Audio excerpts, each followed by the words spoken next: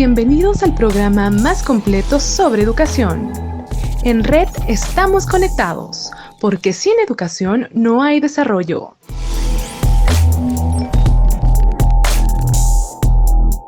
Inicia el radar educativo. Esta semana tenemos como invitado a Nelly Miño Ramos, docente del Colegio 24 de Mayo, magíster en docencia universitaria y administración educativa.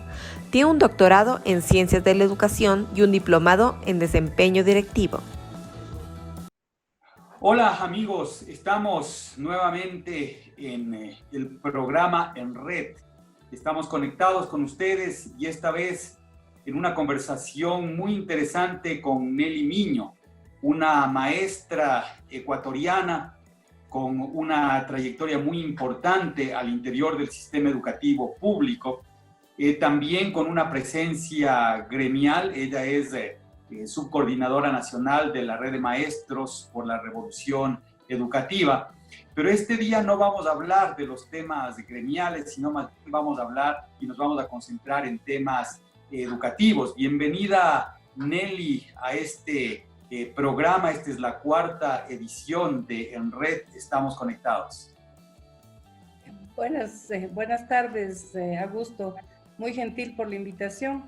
Me siento muy honrada de poder estar en este espacio, más aún tomando en cuenta los pedagogos y conocedores de educación, como son los que me han antecedido en los programas anteriores. Gracias por la invitación y pues hablar de lo que nos apasiona, la educación.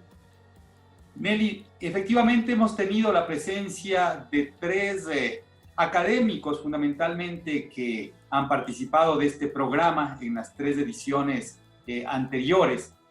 Y me gustaría conocer la apreciación que desde la docencia, desde el Magisterio Nacional, se tiene de lo que ellos han dicho. ¿Qué opiniones han surgido?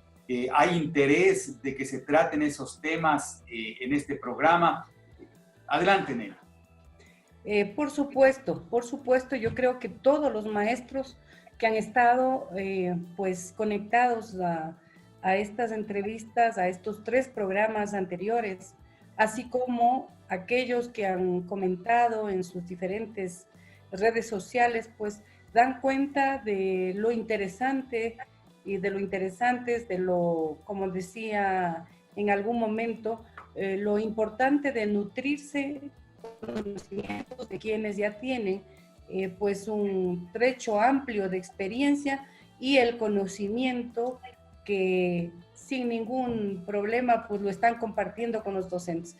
Los docentes valoramos pues muchísimo estas oportunidades de poder escuchar a, como dije, pedagogos de la calidad y del nivel de los invitados. Creemos que la postura de cada uno de ellos es muy legítima en tanto en cuanto se requiere cambiar la mirada hacia un nuevo modelo, hacia una nueva forma de hacer educación. Por ejemplo, yo rescato lo que hablaba Joaquín Prats en el sentido de que no basta con igualar las oportunidades. Podemos igualar de alguna manera las oportunidades para nuestros estudiantes, pero ¿en qué medida logramos igualar las expectativas? Y él hace una referencia muy digna de tomarse en cuenta, que si bien es cierto, podemos encontrar un buen nivel intelectual en los chicos del área rural, de hogares deprivados económicamente, culturalmente. Sin embargo, la falta de incentivos, de estímulos, hace que ellos no tengan esa motivación para fijarse expectativas muy altas, sino que muchos de ellos posiblemente solo miren como grandes expectativas llegar a ser como sus padres. Y muchos de ellos tendrán padres que como una opción válida para ellos fue terminar posiblemente lo que llamábamos el ciclo básico, es decir, la básica superior. Muy pocos aspirarán a terminar el bachillerato y muchos más abandonarán la educación formal a partir de haber alcanzado tal vez un título de bachiller. Entonces, efectivamente, Nelly, a mí me parece muy importante esta observación porque, claro, Joaquín Prats, este gran académico europeo que fue incluso presidente del Consejo de Acreditación de la Calidad de España, él hablaba de que la legislación de prácticamente todos los países se establece la igualdad de oportunidades, el derecho de acceso a la educación, pero en la práctica esa igualdad de oportunidades no se da porque hay muchas deficiencias de cobertura de la educación pública y además de tener deficiencias de cobertura existen déficits de calidad. Entonces, por más de que se acceda a la educación, un niño que nace en un entorno de pobreza tiene una alta probabilidad de morir en ese mismo entorno de pobreza.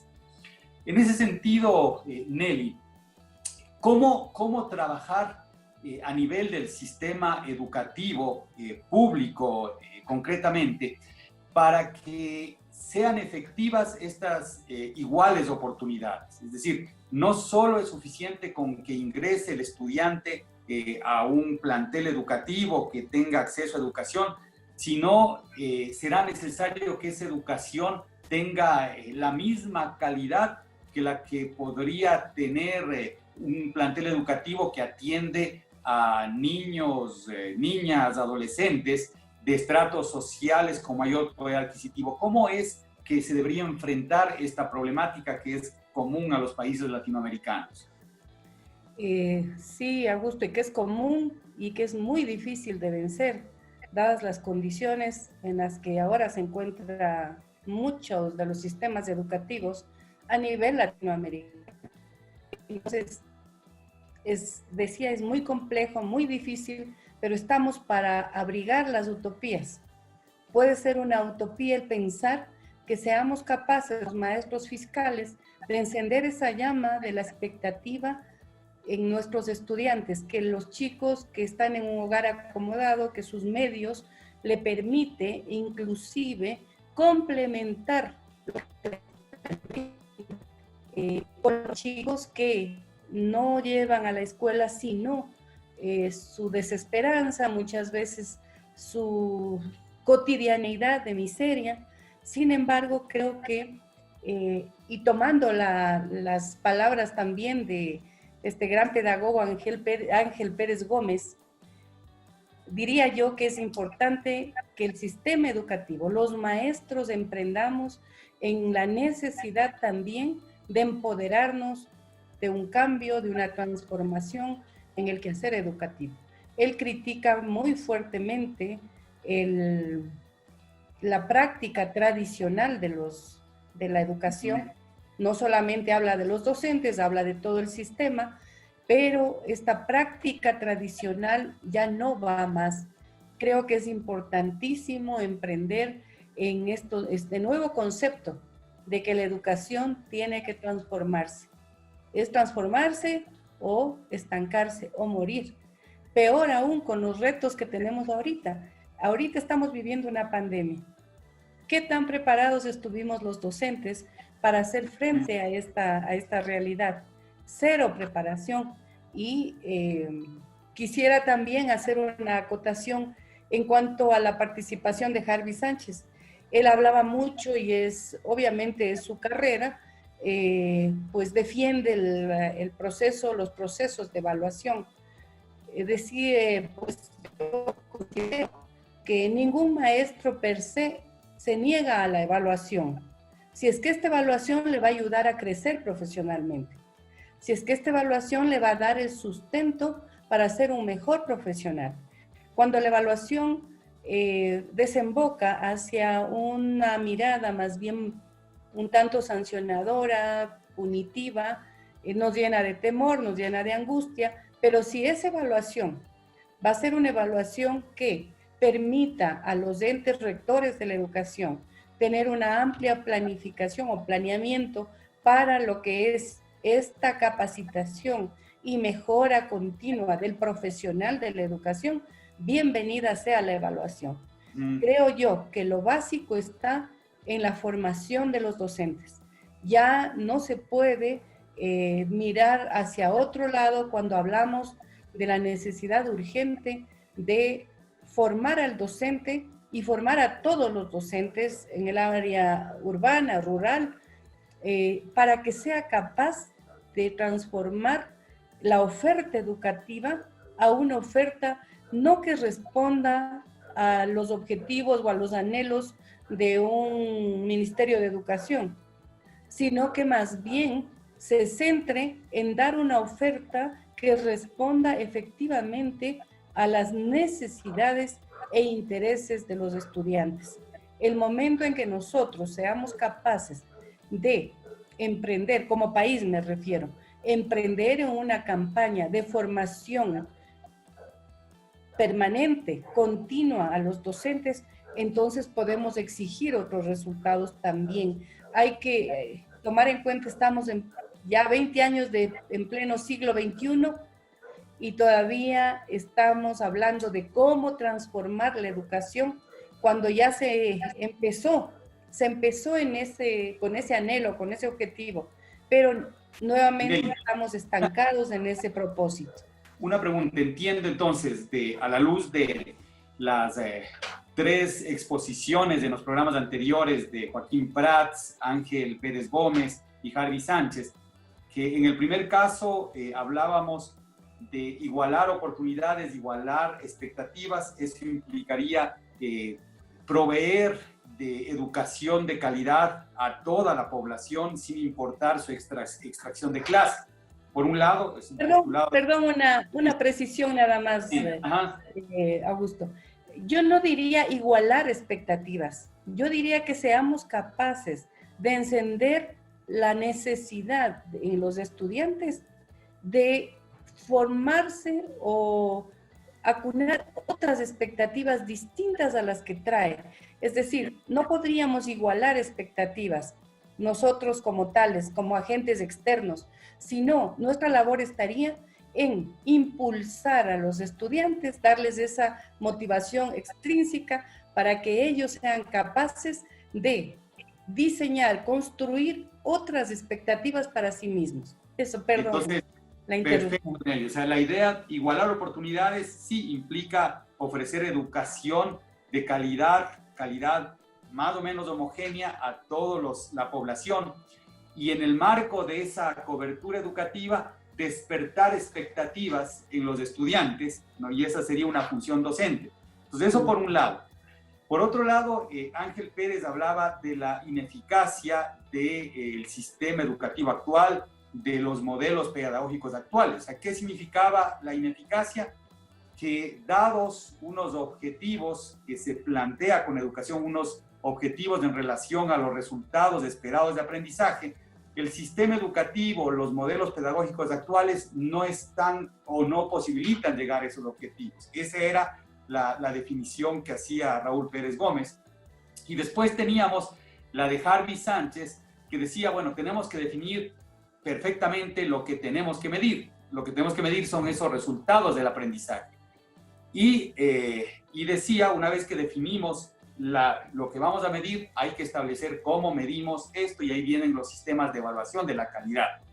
En ese sentido, Nelly dice que el elemento fundamental para lograr esos resultados de aprendizaje, o el factor más importante que determina el logro de esos objetivos, es el docente y las capacidades docentes. Lo primero en este análisis grueso o este resumen grueso que acabo de hacer, lo primero, habría que definir cuáles son esos resultados del aprendizaje esperado. O sea, ¿qué se espera que el estudiante aprenda en el sistema educativo a lo largo de todo su proceso de formación? Bueno, en lo esperado ya tenemos el perfil de salida de los estudiantes bachilleres, el perfil de salida de los diferentes grupos etarios, digamos, que están clasificados en educación. ¿Y ese perfil de salida se refiere a conocimientos que debe acumular o se refiere a habilidades, capacidades, competencias que debe tener digamos que es una mirada holística, en cuanto a una integralidad, actitudes, aptitudes, habilidades, destrezas para generarse a sí mismo una vida plena, ¿no? Ese es más o menos, en resumen, lo que entrañan el perfil de salida. Pero yo diría que más que aquello es el cómo lograr que esto se produzca. Y en el cómo, repito, reitero, soy muy reiterativa, pero creo que es importante hablar de esta transformación necesaria en educación, dar este salto cualitativo hacia una nueva manera de hacer educación. Ya no podemos, si bien no se debe desechar por completo la clase y bueno, el maestro como eje fundamental de la clase, sin embargo, considero que cuando hablamos de aprendizaje significativo, para que este sea verdaderamente significativo, requiere que haya un cambio fundamental en todo el quehacer educativo. Si continuamos dándoles a los chicos, y ahí retomo nuevamente lo que decía Joaquín Prats, primero la preparación del maestro, porque nadie da lo que no tiene. Si un maestro está suficientemente preparado, se proyecta a sus alumnos como tal. Entonces los alumnos tienen mucho para aprender, aunque no sea la clase o la parcela del currículo que le tocaba tratar. Pero ese maestro aprovechará la oportunidad para darle de sí todo lo que tiene, o lo que en el momento es preciso darle. Entonces, hay que pensar en que el maestro, ningún maestro o ninguna persona da lo que no tiene. Si es que nosotros vamos al aula con esta nueva mirada, con este conocimiento profundo de el quehacer educativo y además acompañamos con la autoformación o la formación científica, técnica, hablemos de todo el ámbito, todo el abanico de saberes que debe llevar un maestro, porque el maestro es el que más obligado está a ampliar ese abanico de saberes para poder proyectarse con sus alumnos. Hablando de esto, Nelly, una pregunta en ese sentido. El Ecuador ha avanzado en calidad educativa. La UNESCO dice que pasamos desde el 2006 de ser uno de los 3 peores sistemas educativos en América Latina al 2014-2015 a estar en el nivel medio, en promedio de América Latina. ¿Por qué no podemos tener mejores resultados de aprendizaje? La planta docente no está suficientemente capacitada, ¿no?, para dar saltos mayores en materia de calidad. ¿Dónde está el problema real de la educación ecuatoriana? Desde mi óptica, Augusto, considero que hay un nivel excelente de muchos docentes. Creo que para los que no han alcanzado ese nivel, pues estarán los procesos de capacitación. Directamente, para que podamos dar ese salto es que el camino recorrido o los esfuerzos que se hacen para transformar la educación no se convierta en una política de Estado. Y entonces cambiamos de gobierno y el gobierno viene con su visión de lo que considera es calidad educativa y es bueno para los educandos. Entonces, esta mirada transformadora debe ser una política de Estado que con cualquier gobierno que venga se mantenga y vayamos hacia adelante, no retroceder, sino avanzar. Y cuando hablo de avanzar, es el ir creando ya los recursos, todas las instituciones emprendan en proyectos innovadores, emprendan en este cambio necesario y pues darle los medios, el soporte, el apoyo para poder avanzar en estos Pero procesos. universalmente, digamos, Hay un cierto consenso en relación a cuáles deben ser los perfiles de salida en los distintos niveles de formación en el sistema educativo. Hay un consenso, incluso cuando se participa en foros internacionales como los de la UNESCO y demás, o sea, hay una definición de lo que se pretende con los estudiantes. También hay claridad en relación a que el factor determinante para mejorar los resultados de aprendizaje es la fortaleza, las capacidades de la planta docente. En el Ecuador, efectivamente, hemos avanzado. Yo digo, sí, hay avances significativos, pero si entiendo, Nelly, el mensaje tuyo es que esos avances no son consistentes en relación, por ejemplo, a la formación de la planta docente, y ahí podemos encontrar falencias en la formación. Pero ¿qué otras cosas adicionales debería hacer o debería incluirse en esta política de Estado para que los cambios sean permanentes, la mejora sea continua y la transformación se vaya evidenciando? Reitero yo la necesidad que hay de mantener en el tiempo, que sea un proceso sostenido en el tiempo, que no sea, perdón el término que voy a utilizar, novelería. Empezamos con un anhelo de cumplir las metas, los objetivos, y la alta rotación de docentes, los cambios continuos en cuanto a las autoridades, y como decía, que vienen con otra mirada, con otros objetivos, no permite que sean procesos sostenidos, que tengan una conclusión. Cumplimos un tiempo, hicimos la experimentación, ¿qué concluimos de esta experimentación?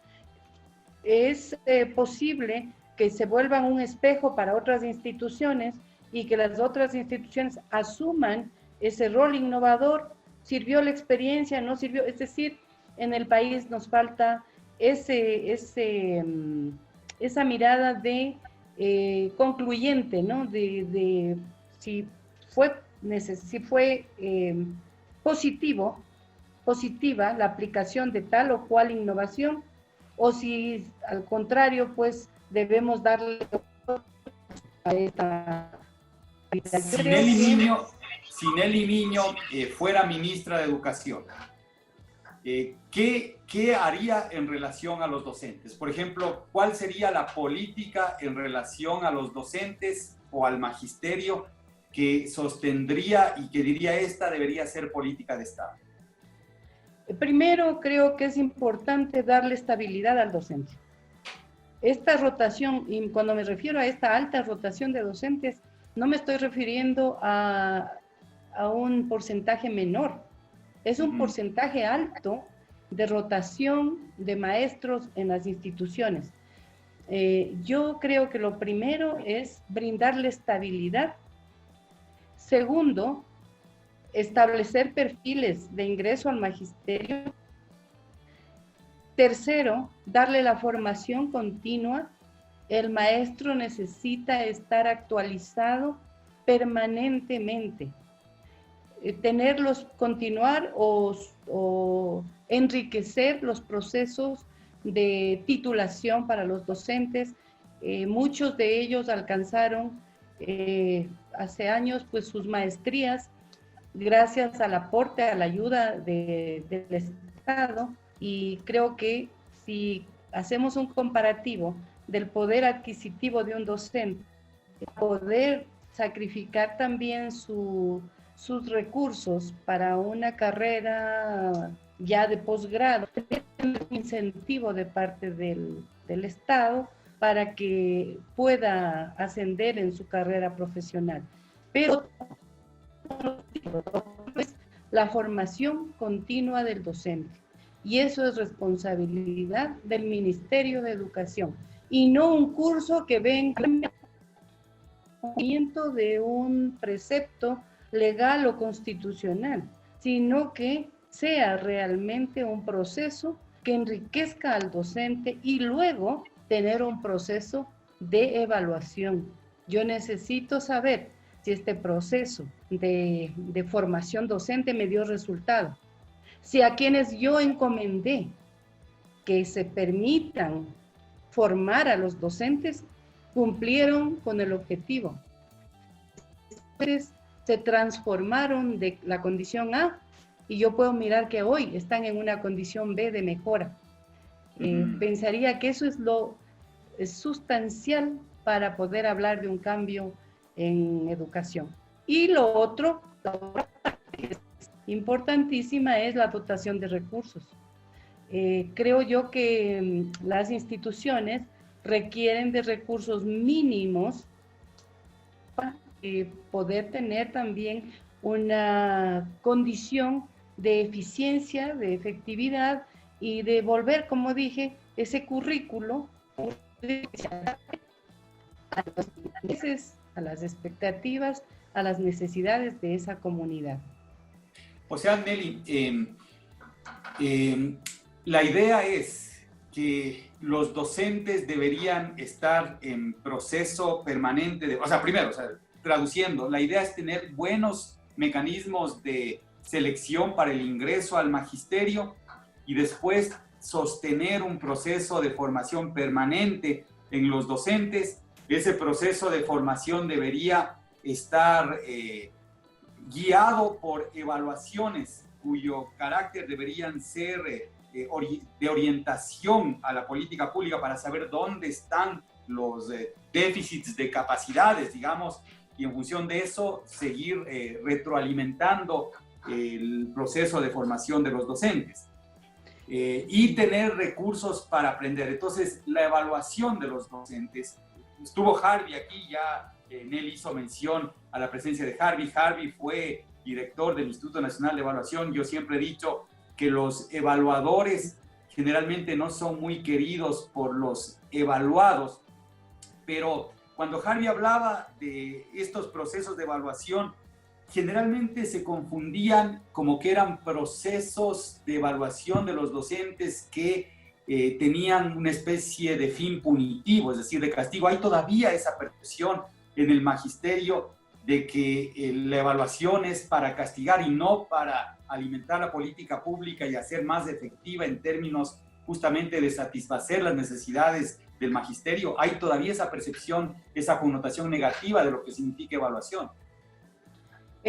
Sí, hablando con toda la verdad, yo creo que para los docentes, como dije, la evaluación constituyó un reto muy difícil de cumplir, no por su falta de capacidad o de preparación, sino por la incertidumbre que produjo el enfrentarse a una evaluación que, dicho sea de paso, no respondía, no estaba contextualizada o no respondía, digamos, por la magnitud de docentes a ser evaluados.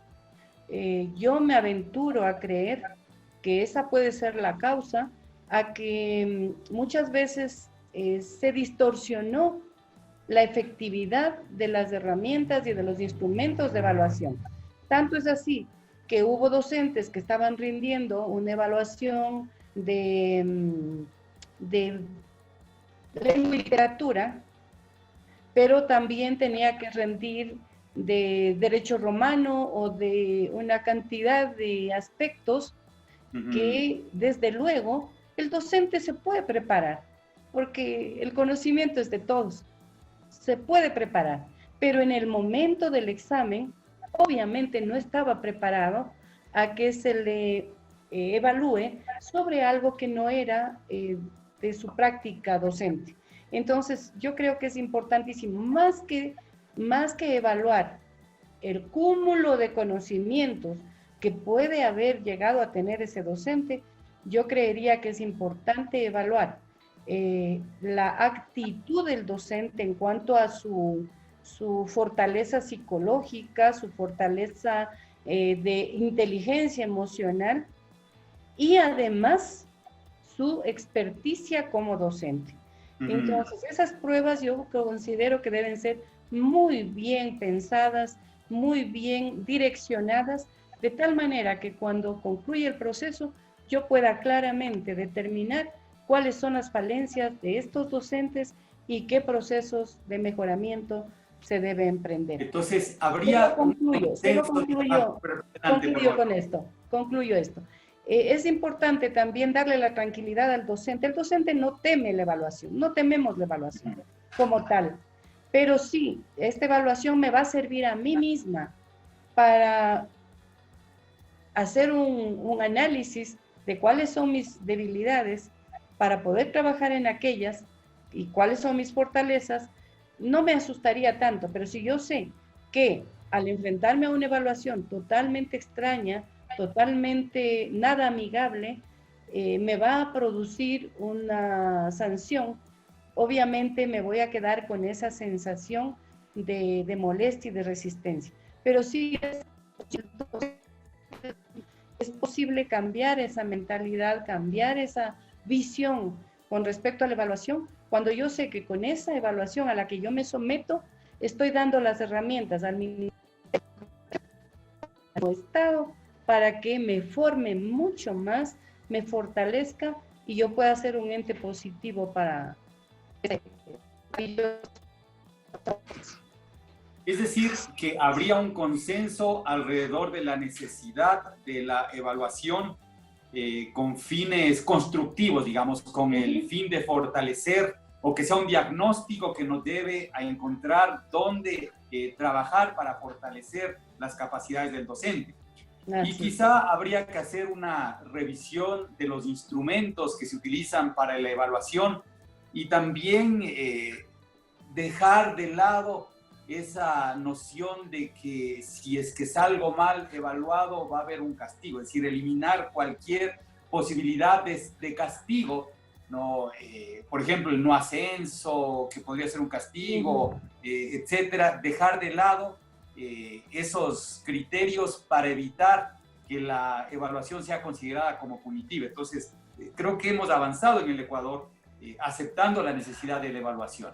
Ahora, Nelly, tú decías hace un momento que es importante la formación permanente, la actualización permanente, porque evidentemente el conocimiento pedagógico o alrededor de la pedagogía avanza y se va ajustando a las nuevas necesidades de los estudiantes. Eso es lo que decías en algunas partes. Y tú tuviste la posibilidad de conocer una experiencia que es bastante comentada en el mundo, y es la experiencia de los colegios jesuitas en España. No sé si nos puedes contar cómo fue la visita a esos colegios, qué aprendizaje obtuviste de esta experiencia. Claro que sí, Augusto. En realidad fue una experiencia muy enriquecedora. Tuvimos la posibilidad de observar en Barcelona los colegios regentados por Montserrat del Pozo. Estos colegios, y claro, ahí fuimos por invitación también de los jesuitas, 6 colegios jesuitas, y como un colegio fiscal del país, el Colegio 24 de Mayo. Tuve la oportunidad de viajar con ellos y de hacer esta observación. Sí, pues yo debo destacar que hacia allá es hacia donde en su mayoría debería caminar la educación. Creo que ellos están innovando permanentemente, y la más grande innovación que pudimos observar en este momento es la aplicación de del proceso de inteligencias múltiples, o sea, la explotación de las inteligencias, de las diversas inteligencias en sus estudiantes, partiendo del hecho de que se afirma de que todos tenemos todas las inteligencias, las 8 inteligencias. No obstante, desarrollan unas más que otras. Sin embargo, este proceso educativo tiende a fortalecer esas inteligencias destacada en su estudiante, para que a través de ese camino él sea capaz de aprender y de reproducir esos aprendizajes, transferir esos aprendizajes a condiciones de la vida diaria, pues para que en realidad se constituyan en aprendizajes válidos, en aprendizajes significativos. Esta experiencia maravillosa que también se le está aplicando en el colegio, transforma, ahí volvemos a la palabra transformación, transforma todo el claustro y hablamos con excepción del currículo, porque el currículo es el mismo currículo que tenemos a nivel nacional. Tratado de una manera diferente, en donde, como dije hace un momento, el profesor deja de ser el eje fundamental de la enseñanza. Abandona ese pedestal, esa posición, para dejarle el espacio a sus estudiantes. Tenemos, Nelly, tenemos la concepción, la típica imagen educativa, todos en el Ecuador, de entrar a un aula de clase y ver al docente parado frente a sus estudiantes, transmitiendo conocimiento, y los estudiantes receptando el conocimiento que transmite el docente. Eso es lo que vemos cotidianamente todavía en nuestro sistema educativo público y privado. Pero, ¿cómo nos podrías graficar? O sea, por ejemplo, ¿cómo es un día, cualquier día de la semana en uno de estos colegios jesuitas? O sea, ¿cómo se ve la diferencia, o se ve la diferencia, o sea, así apenas uno entra al colegio, o hay que estudiar un poco la metodología para entender cuál es la diferencia?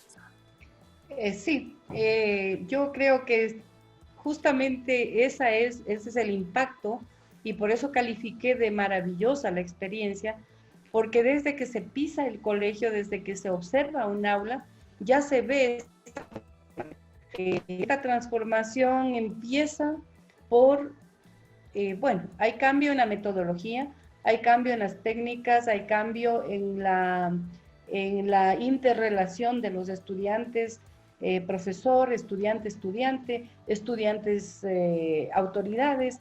Hay un cambio total. Se observa también un nuevo diseño de aula, no en cuanto, bueno, ellos sí han logrado en lo arquitectónico, pero más que lo arquitectónico, lo prevalente, lo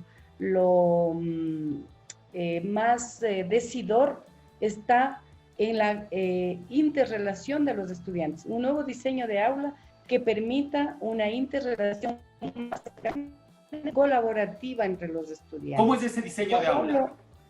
El diseño de aula es, ellos tienen, digamos, dos espacios físicos que aquí serían el aula A y el aula B. Ellos lograron este cambio arquitectónico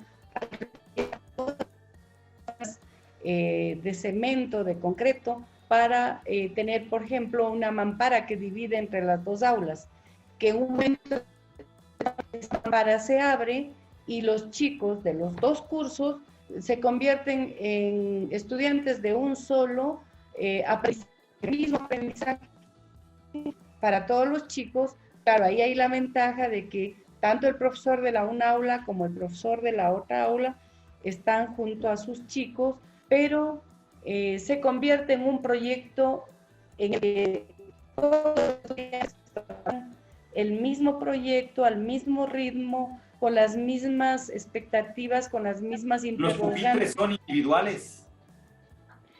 Los pupitres no, son mesitas, más bien porque como la metodología es a través de trabajo colaborativo, es mucho más versátil el tener mesitas bipersonales que además tienen la forma hexagonal, que al unirse nos queda una mesa para 6 personas, y entonces el trabajo es totalmente colaborativo. La metodología se basa en eso.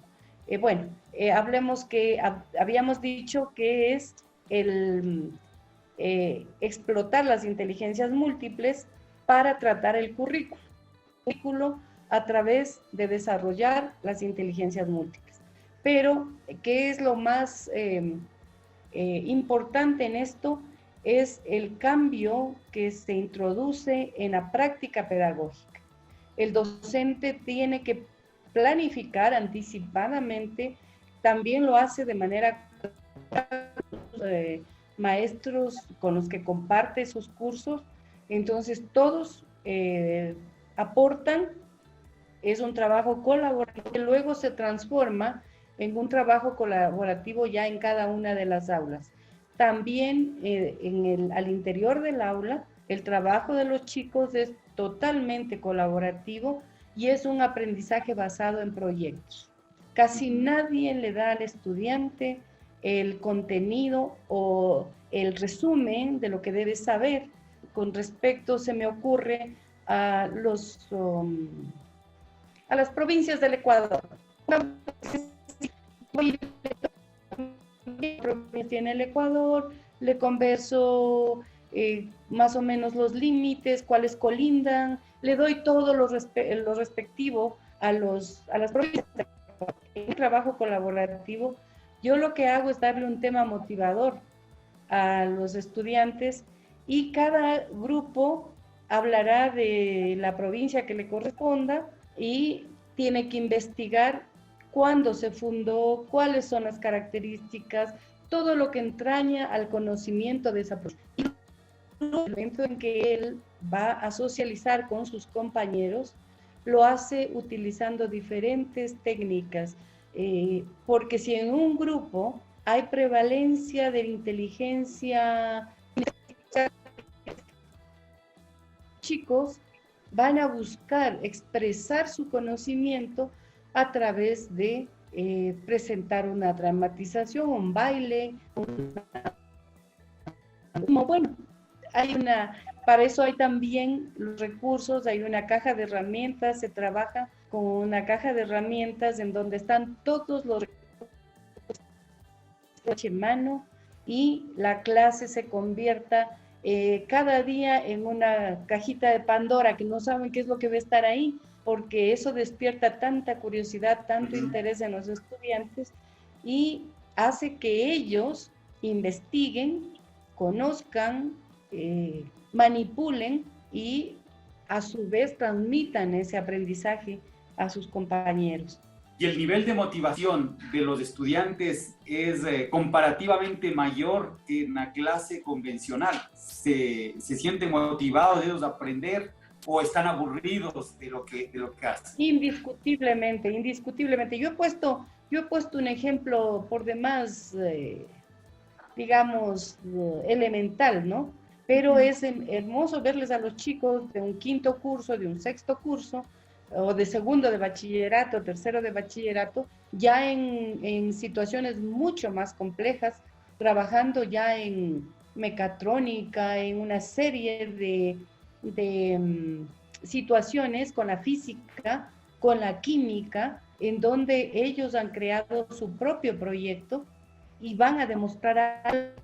Entonces, verles ese interés de los chicos, verles la motivación que tienen, verles el grado de responsabilidad que han desarrollado para quedar bien con su proyecto y sobre todo, no solo para demostrar lo bueno que pueden hacer el proyecto, sino esa motivación, ahora la motivación intrínseca de conocer, de saber y de maravillarse con lo que descubre. Entonces, eso pudimos observar en los chicos. Y yo quiero aquí hacer una parte, Augusto. Algo que me encantó es ver un nivel altísimo de satisfacción, felicidad, trabajando en sus aulas, trabajando con sus maestros, un nivel y lo que es, repito la palabra, una utopía en los países latinoamericanos, el contar con gente muy especializada en las diferentes ramas del arte. Qué hermoso verles, sí, guiados por docentes expertos en música, expertos en plástica, que eso sí es un condicionamiento para globalizar la calidad y mirarles a ellos como desde pequeñitos, guiados por gente especializada, experta, con la ayuda también de sus docentes. No puede haber un entorno más seguro, satisfactorio y feliz para los estudiantes. Entonces, ¿qué hace el docente? El docente está ahí, presente, pero está presente en cada uno de los grupos, está presente y está ausente también. Está presente para absolver dudas, inquietudes, para ampliar algún conocimiento que los chicos requieran, pero está ausente de estar condicionándole al estudiante todo momento qué no debe hacer y si está haciendo bien o está haciendo mal. ¿Por qué? Porque esto también es importante.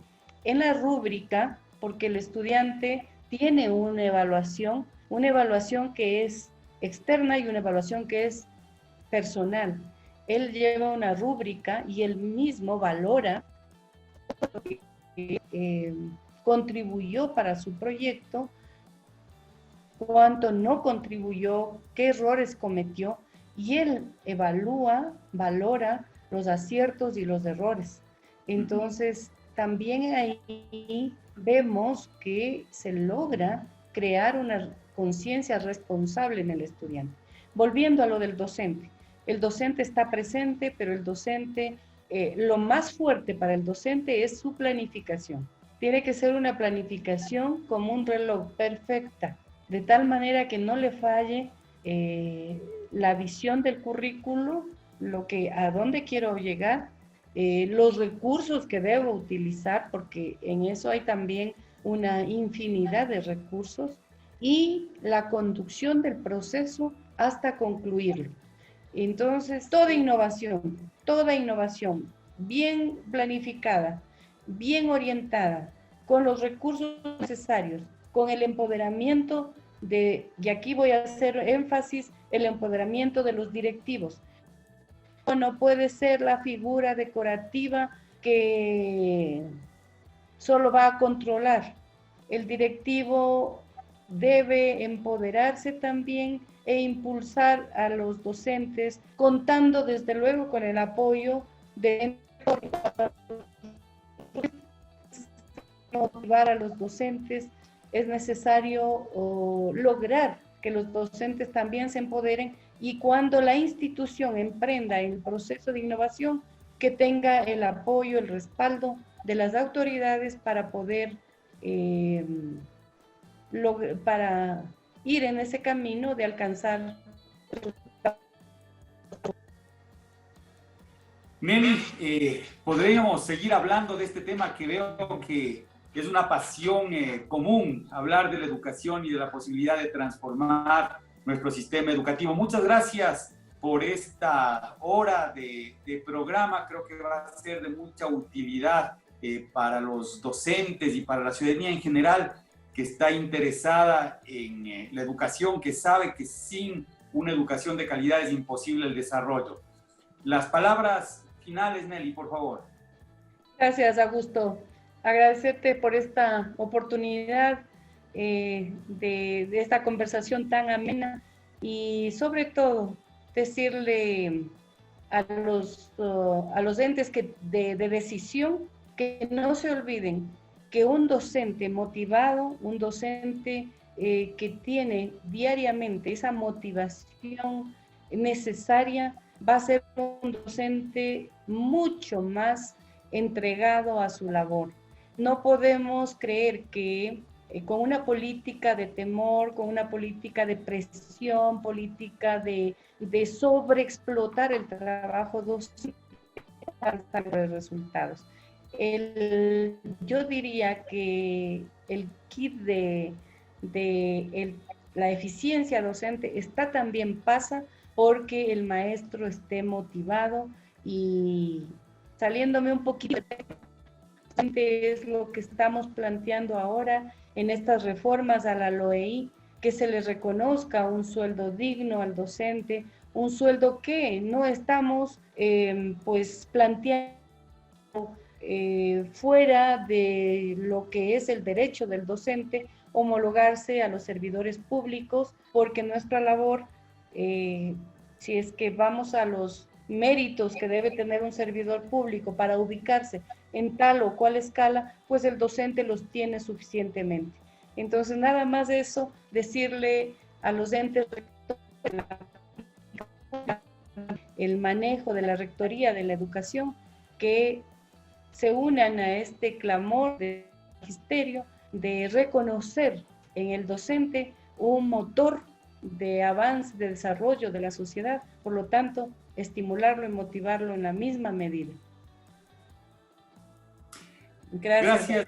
Efectivamente, cuando hablamos de transformar la educación, todo termina siendo lírico. Primero, si es que no se asigna el presupuesto indispensable para el sistema educativo público. Y segundo, si no se reconoce justamente la labor del maestro y se lo remunera en correspondencia con ese reconocimiento. Amigos, amigas, muchas gracias por habernos acompañado en este nuevo programa de En Red. Estamos conectados con la transformación educativa y con el desarrollo del país. Muchas gracias a todos y a todas. Gracias, Ned. Ahora viene el segmento Análisis. No te desconectes de la red. Hola amigos, hoy vamos a recapitular un poco sobre los distintos temas que hemos analizado en nuestro programa En Red. Hemos hablado sobre el Bachillerato Internacional, que es un programa educativo liderado por la Organización de Bachillerato Internacional OBI y busca brindar una formación con enfoque internacional para estudiantes de bachillerato. Esta organización está integrada por 147 países, lo que significa que los contenidos curriculares del Bachillerato Internacional certifican que la educación que reciben los estudiantes cumple criterios internacionales de calidad. En el Ecuador, el Bachillerato Internacional fue parte de una política pública redistributiva en términos de acceso y calidad de la educación. De hecho, en el 2016, Ecuador era el segundo país del mundo, únicamente superado por los Estados Unidos, con más unidades educativas ofertando Bachillerato Internacional, con 259 unidades en total, de las cuales 209 eran colegios públicos. El Bachillerato Internacional implica el desarrollo de nuevas y mejores capacidades para quienes lo cursan. Es así que los estudiantes de BI puntúan mejor que otros estudiantes en sensibilidad cultural, organización del tiempo, liderazgo y mentalidad internacional. El BI brinda una formación humanista y universal. Según los estudios del programa de diplomado del Bachillerato Internacional, quienes lo cursan aumentan su probabilidad de matricularse en la universidad en un 38% y de finalizar la educación secundaria en un 20%, respecto de los alumnos que no lo cursan. Este incremento de estudiantes que culminan sus estudios secundarios e ingresan al sistema de educación superior significa un uso eficiente de recursos por parte del Estado. En el 2020, el Ministerio de Educación decidió no continuar con el trabajo de la organización del Bachillerato Internacional, debido a los reajustes económicos realizados por las políticas de austeridad del gobierno y agravados por la situación del COVID-19. La Corte Constitucional suspendió temporalmente la decisión tomada por el Ministerio de Educación, mientras se sustancian las acciones constitucionales planteadas.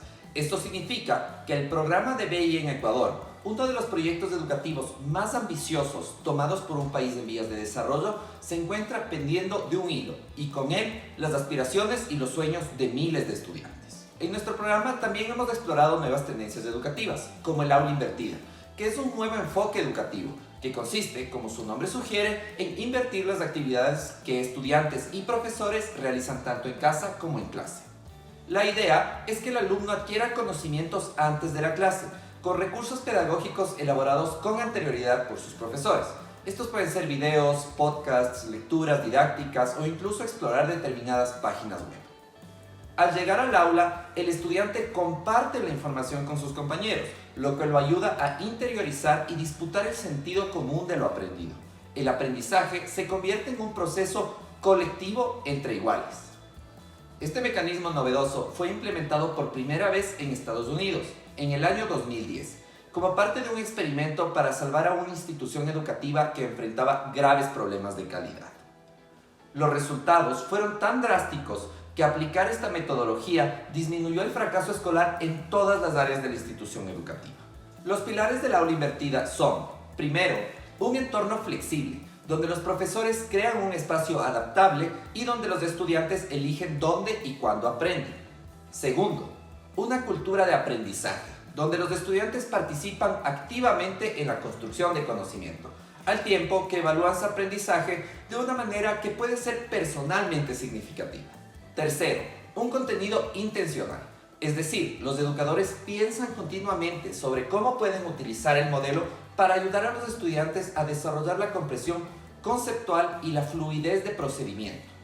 Y cuarto, un educador profesional, que observa continuamente a sus alumnos, proporcionándoles retroalimentación relevante en cada momento, así como una evaluación de su trabajo. Este método es exitoso y mejora el aprendizaje para los alumnos que enfrentan adaptaciones curriculares, como sería el caso de las clases virtuales durante la pandemia. El principal impedimento para aplicar este modelo en el Ecuador es la brecha digital. Varios estudiantes no cuentan con acceso suficiente a un ordenador o a una conexión de internet estable, siendo este un recurso fundamental para el aula invertida.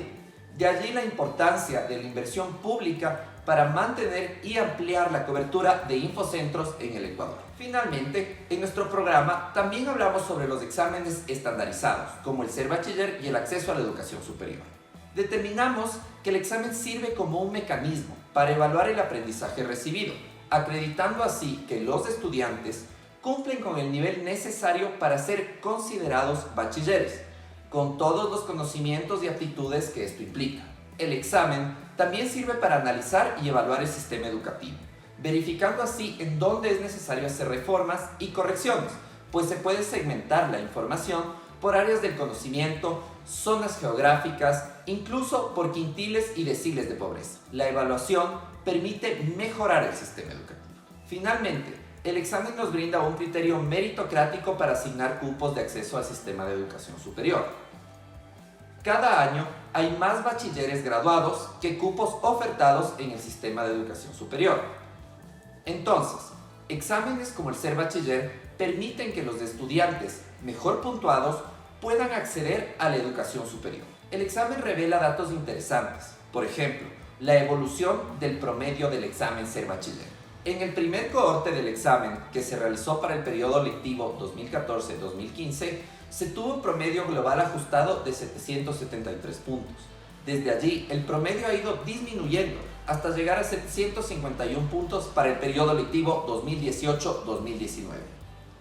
Cuando hablamos de acceso a la educación superior, el panorama es distinto, pues lo que se toma en cuenta no es el componente de conocimientos del examen, sino las aptitudes del estudiante, que también se miden en el examen.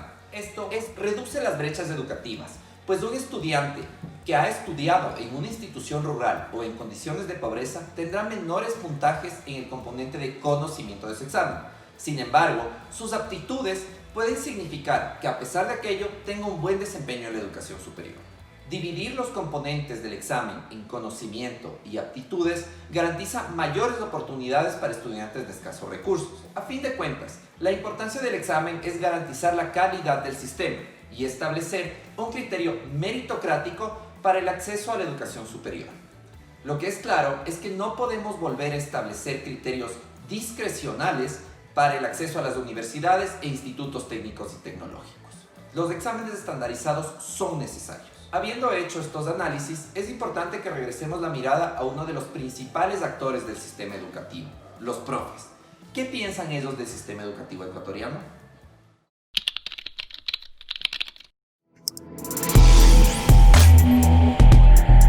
Nos vemos la próxima semana en Red, con lo último de la conexión educativa.